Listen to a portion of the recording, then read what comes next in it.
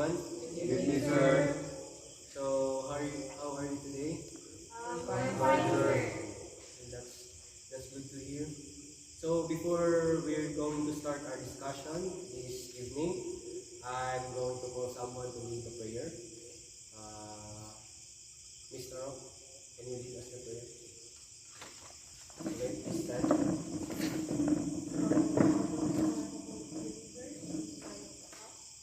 Father, the Son, the Holy Spirit, amen.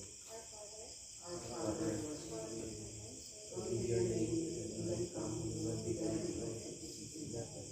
Give us this day our daily bread and forgive us our sins, as we forgive those who sin against us. And bring us to the test, but deliver us from evil. Okay, so before everyone could take a seat, please arrange your chairs properly and also pick up some trashes below.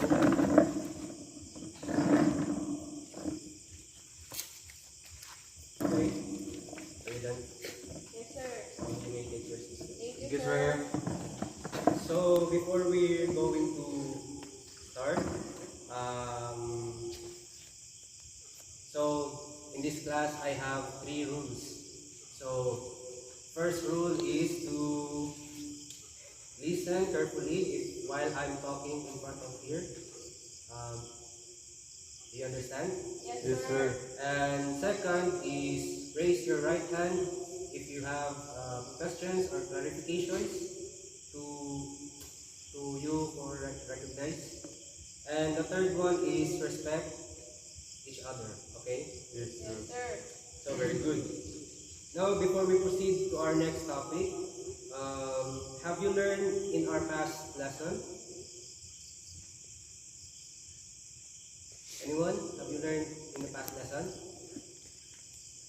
Yes, Yes, sir. So, okay. So what is our topic last meeting?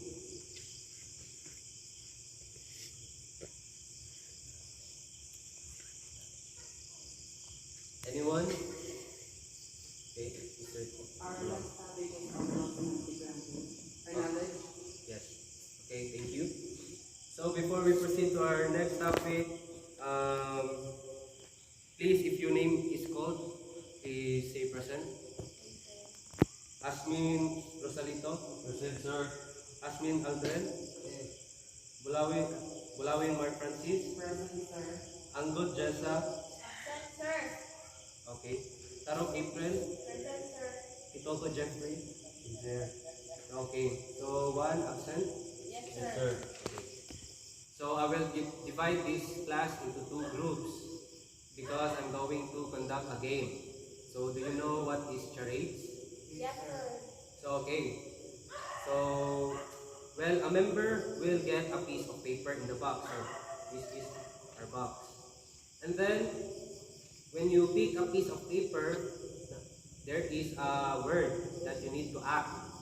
And then the first group who will finish the three pieces of paper that you pick will going to have a reward or receive award. Sir. Do you understand? Yes, sir. So I may group you. Count number 1, 2, 1, 2. 1, 2. 1. Okay, so 1 is here in the side, 1. my left, and group 2, right side.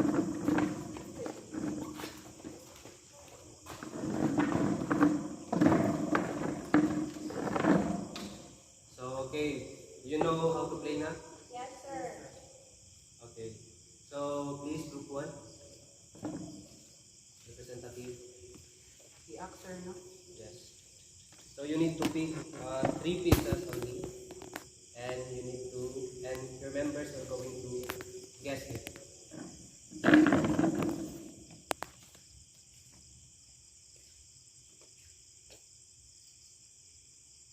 Triangle.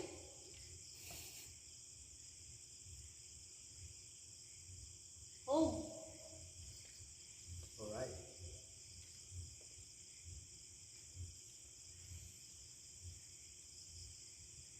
Coffee. Coke. Microphone. Microphone? Wait.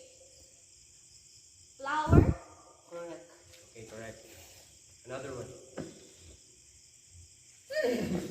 Horse? Okay, nice one. Okay, group 2. Okay. Anding. Balloon. Oh, good. That was a fast one.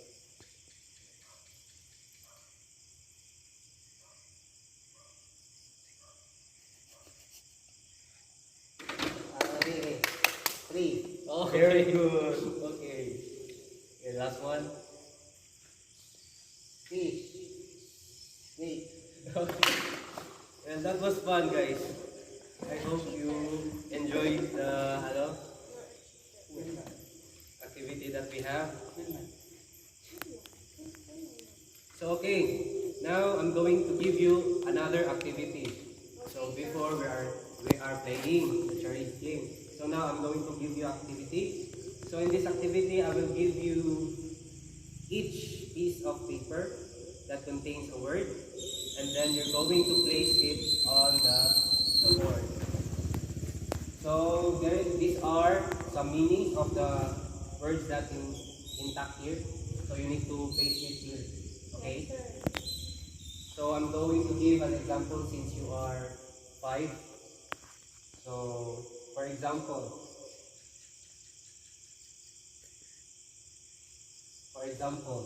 a place where one lives a residence. So what you may think of it? Home. Home. So that's right. House?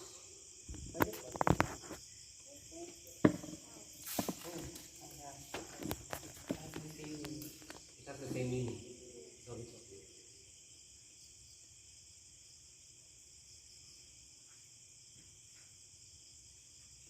So I give you a hint. So now I'm going to give you these words. Okay.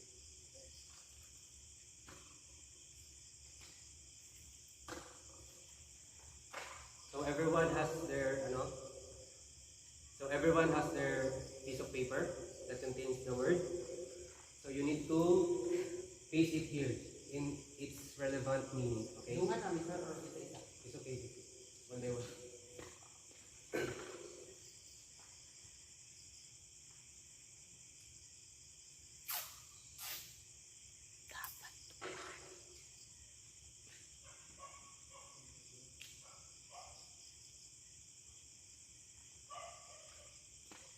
Okay, let's take it.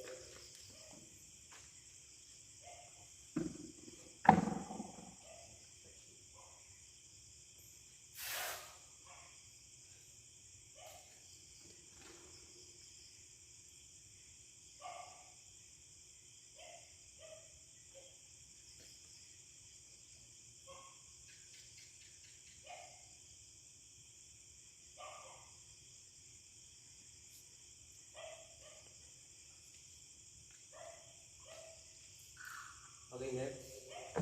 Okay.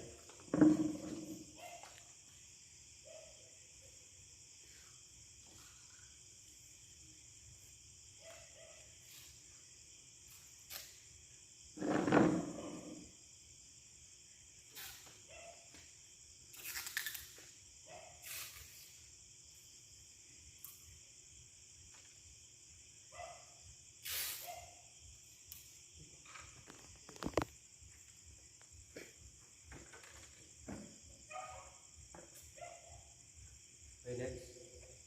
Okay.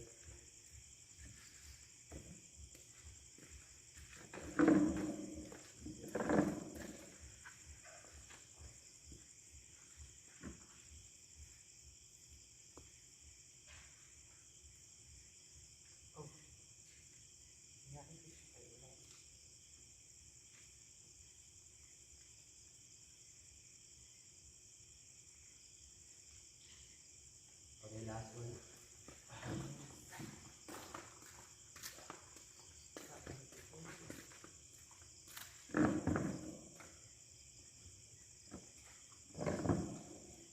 So, okay. Do you think your answer is correct? Yes, sir. So let's check. word snake. Please read. Deception, danger, evil, cunning. So it has an relevant of the meaning of the word. Okay, check. So number 3, success.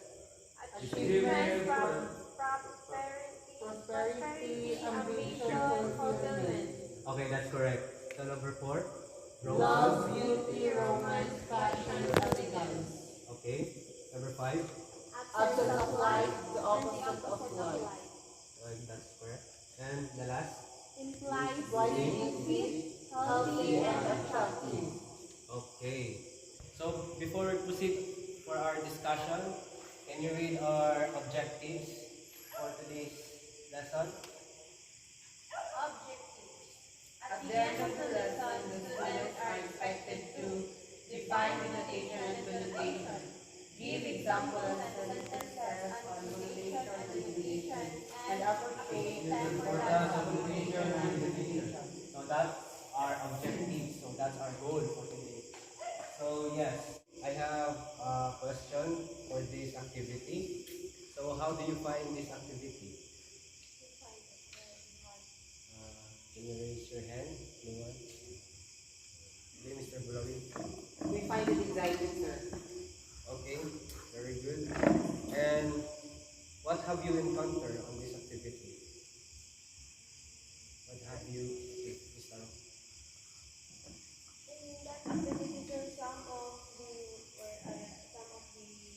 description was the literal meaning of the word, and some are not. Okay, good idea. So, can anyone guess what is our topic for today? So, I have another activity. So, this I have 2 paper bags. I give you group 1. Yes? No? Group 1. And paste it here. So, this paper bag contains jumbled words. So you need to create a word.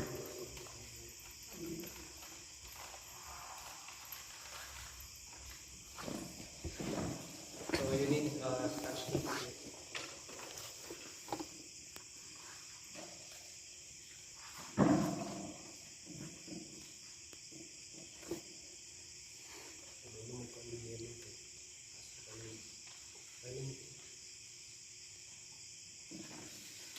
Okay.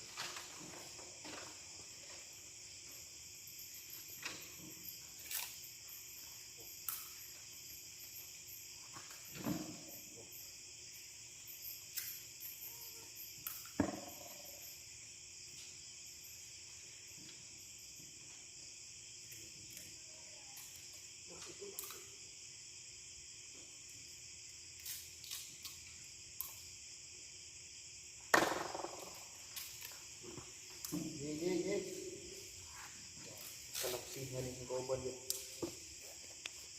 Master!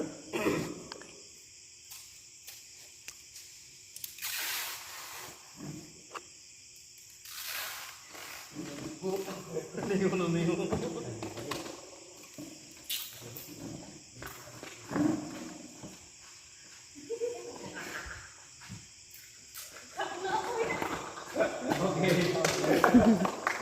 Group 2 is the first one. To finish the crumble.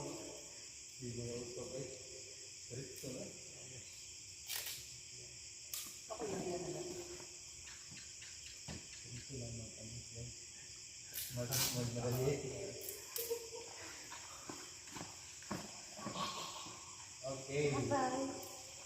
So, the first one.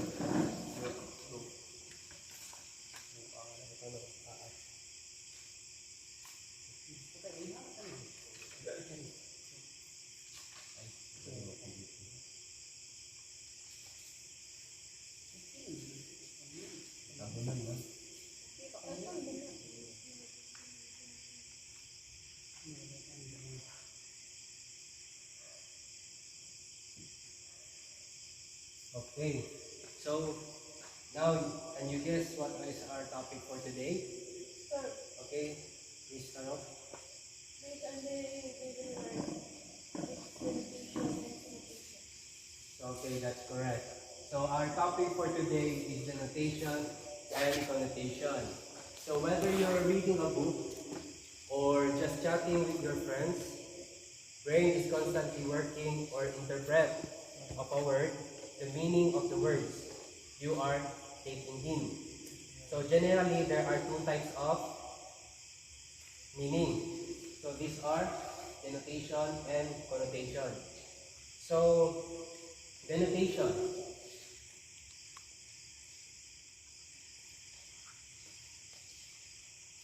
So denotation. Please read everyone. Denotation refers to the literal or dictionary. Okay, can you read everyone? Denotation refers to the literal or dictionary definition of word without meaning in our cultural association. It is the objective and straightforward meaning of the word, independent of any personal interpretation or subjective feeling. Okay, so definition, denotation pala is simply the literal meaning or the dictionary definition of a word. So for example, wait lang.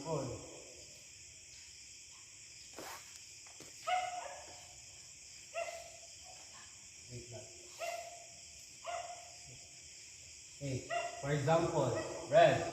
So what is the definition or the dictionary definition of a word, red? The color. The color. So, for example, sentence is the apple was bright red. So, it indicates the red as a color. So, number 2, brain. So, brain, the organ is inside the skull that controls the body functions.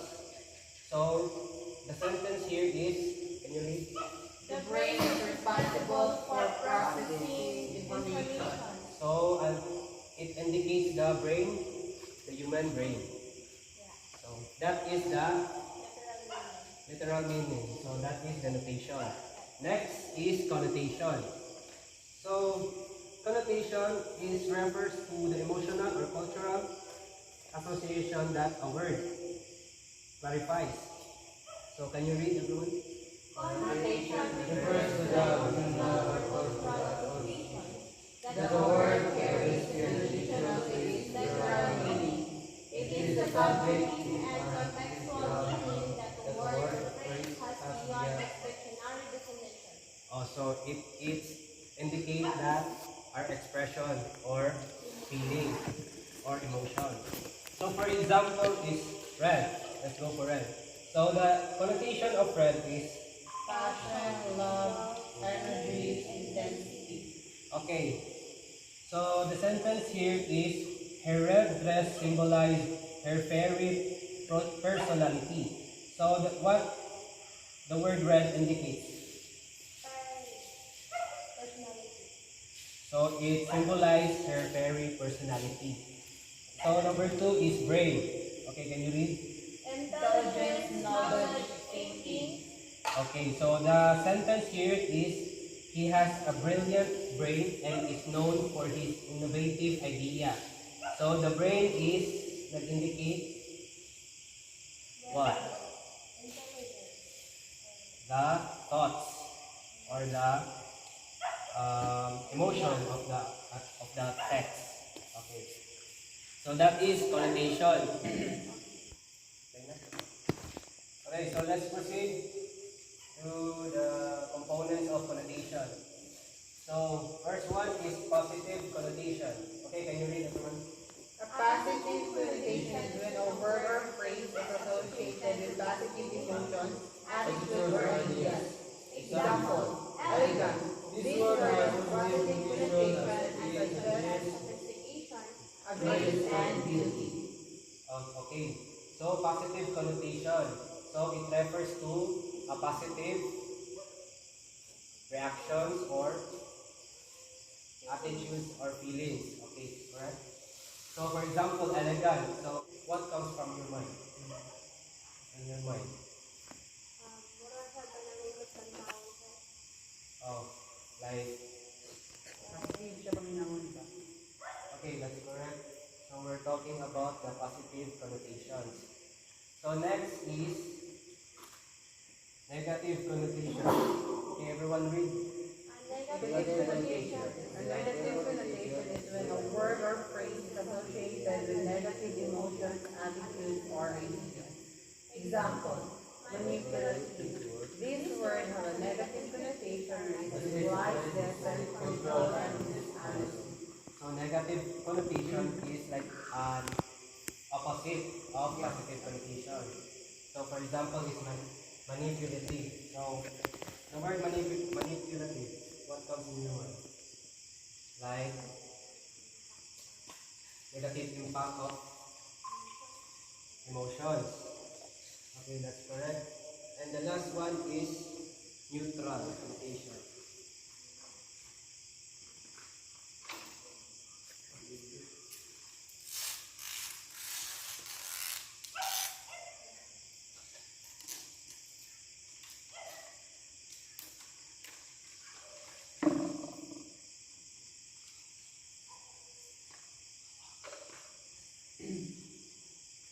Okay, neutral connotation. Can you read everyone? A neutral connotation is when a word or phrase doesn't have any positive or negative emotions attached. It is considered impartial or without bias. Example, chair. This word has a neutral connotation as it simply refers to a piece of furniture used for seating without any strong emotional connotation. Okay, so can you see the word chair? There is not, can we feel positive connotation of it or a negative connotation? So it has neutral, so normal. So that is the neutral connotation. Okay, so any clarification or questions about the topic? Answer. Okay, none. So I have a question. So again, what is connotation? Mr. Aldrin? Connotation refers to the emotional, cultural, social, a word. There is addition. Can you stand up? Connotation refers to the emotional or cultural associations. There is not a word, words, in addition to its literal meaning. Okay, that's correct. So who can give an example? Okay, Mr. Bulawin, give an example of a connotation. Word, sir. Yes. Red. And what is the connotation of it? Passion, love, energy. Okay. So next is what is the notation? Mr. Togo. Can you define what is notation? Notation refers to the literal and or dictionary definition of words without any literal and textual notation. Okay, that's correct. So, Mr. Rob, please give me some denotation. For example, house is the place where everyone is free. Okay, correct. So, everyone know what is connotation and denotation means. So, let's get one half sheet of paper.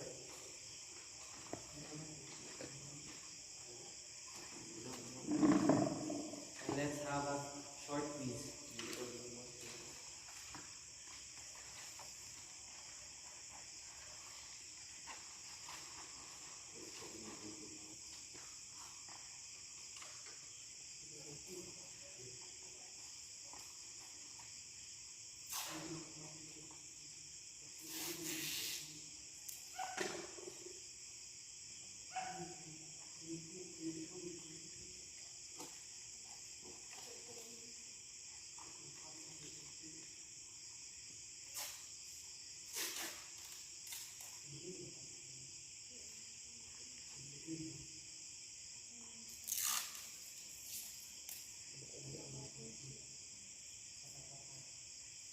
Okay, so here is the questions. So identify whether word in the sentence is denotation or connotation. So number one, this shirt is cheap enough for me to afford. So duwa ni siya kamo I mean, these two sentences will going to answer. So put denotation and connotation. You have So you need to answer two of these questions. Mag-pili lang, sir. Mag-choose kami duha. Yes. Or, For One. example, no one. Each number has two answers. ay, Okay, can we start? direct answer lang, sir. Yes.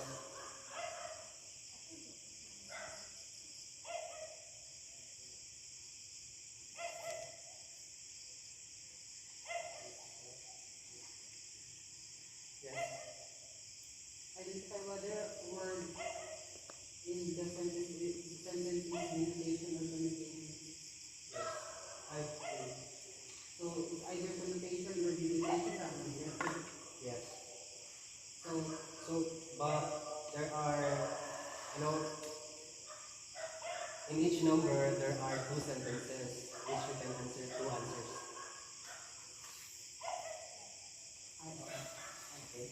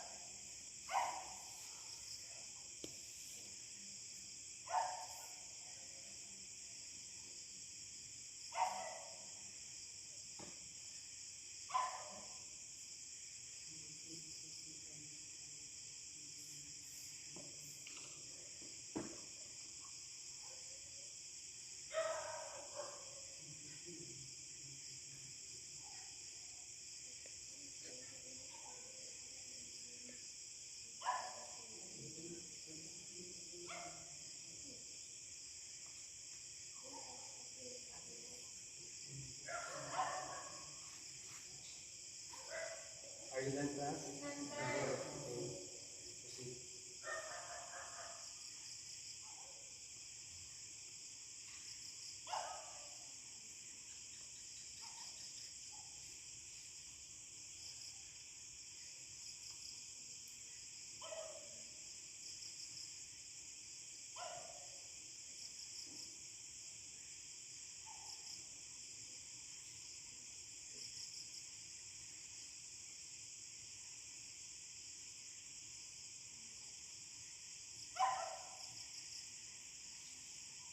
Okay, what do you need, class?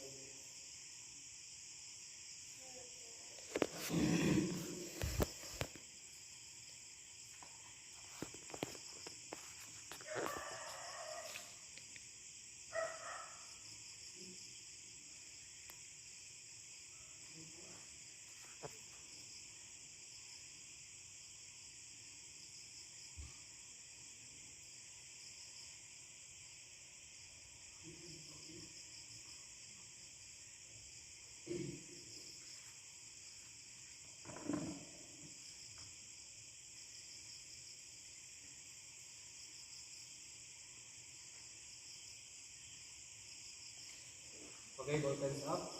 I think everyone is done. Okay, exchange your papers to your seatmates. Okay, let's check.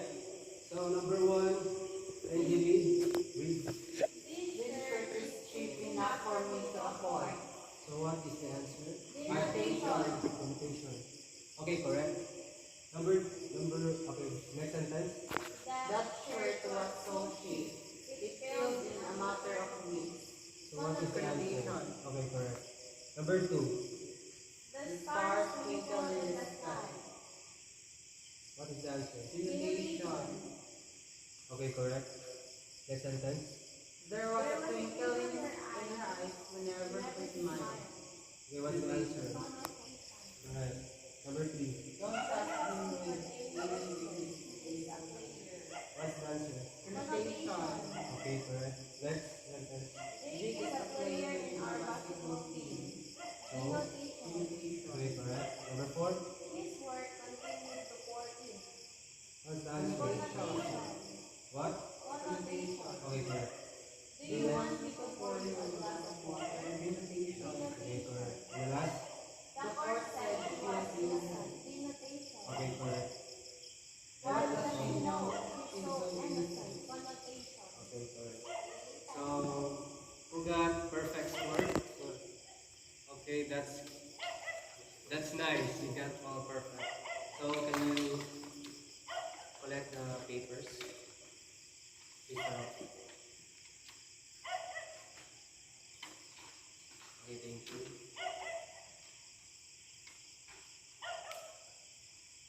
So, before we end this discussion, I'm going to give you assignment. So, for your assignment is make a sentence of positive connotation, negative connotation, and neutral connotation. So, isa lang ka sentence, sir? No, 3. 3 sentences. 3 each, okay? So, we're going to make a sentence of positive, negative, and neutral. So, is that clear? Yes, sir. Okay, everyone stand. Say the prayer, Mr.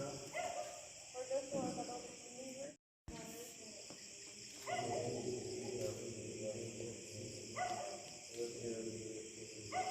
He forgive us our sins,